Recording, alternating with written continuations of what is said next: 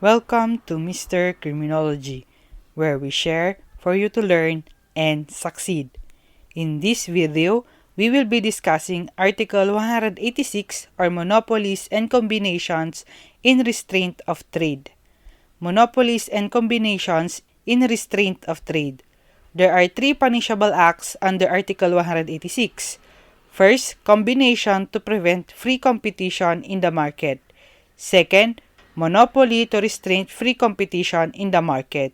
And third, manufacturer, producer, or processor or importer combining, conspiring, or agreeing with any person to make transactions prejudicial to lawful commerce or to increase the market price of merchandise. Let us discuss each.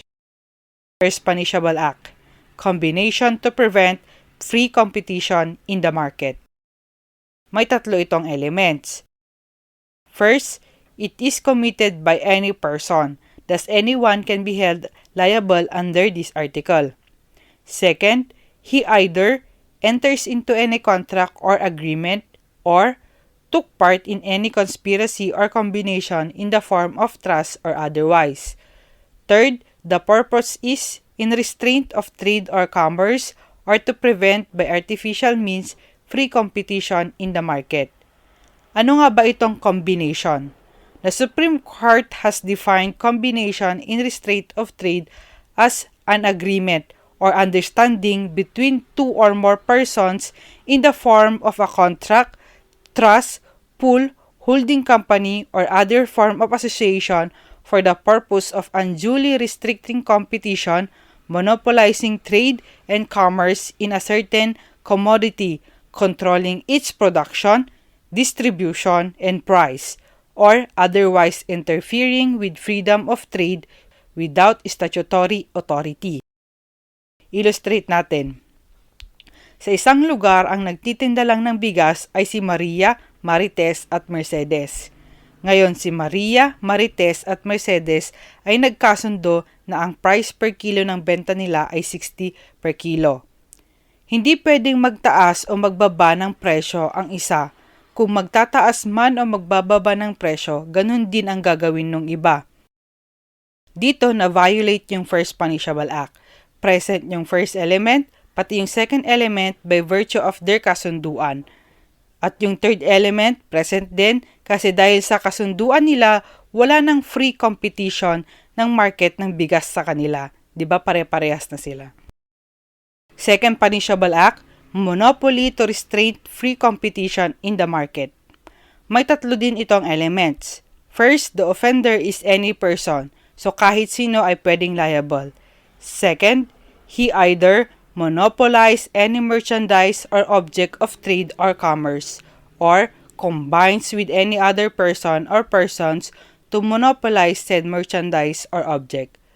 Third, the purpose is to alter the price thereof by spreading false rumors or by making use of any other article to refrain free competition in the market.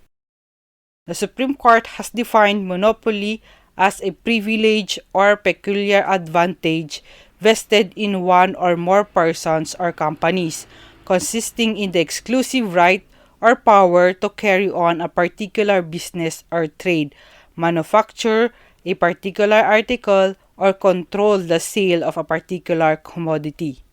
Example, ang Meralco ay sole provider ng electricity dito sa Metro Manila. Pero it doesn't mean na liable na ito dito sa crime na ito. Anyone can make their own electric company or use alternative electric power or energy, such as the use of solar, etc.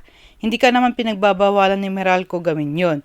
Pero kung si Meralco ay gumamit ng scheme or illegal ways para walang ibang mag-exist na competitor niya, then it can be possibly held liable under this article.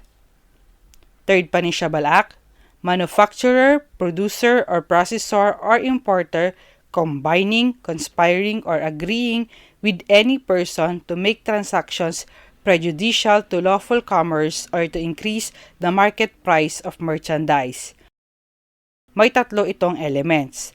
First, the offender is any person who are manufacturer, producer, or processor of any merchandise or object of commerce, or an importer of any merchandise or object of commerce from any foreign country, either as principal or agent, wholesaler, or retailer. Dito naman sa pangatlo, specific yung mga pwedeng maging liable. Second, he combines, conspires, or agree with any person. Third, purpose is to make transactions prejudicial to lawful commerce or to increase the market price of any merchandise or object of commerce manufactured, produced, processed, assembled, or imported into the Philippines. Possible example, si Juan ay importer ng specific product. Itong specific product na ito mabenta sa market. Ang ginawa ni Juan, nakipagkasundo siya sa supplier niya sa ibang bansa. Sabi niya, kukuha ko ng madami sa'yo pero ibigay mo sa akin ng mas mababang halaga. At kapag may kukuhang iba, mas taasan mo yung presyo sa kanila. Ang purpose ngayon ni Juan dito ay to increase the price of the merchandise. Paano? Since nakuha ng iba yung merchandise ng mas mahal din nila itong ibibenta. Ang gagawin ni Juan ay sasabayan niya yung presyo nila. Pero mas malaki ang kita niya. Possible na liable si Juan dito sa Third Punishable Act by virtue of the agreement between him and his supplier. Nag-increase kasi ng price yung supplier to accommodate him. Thank you for watching. If you like this video, don't forget to share it and to subscribe.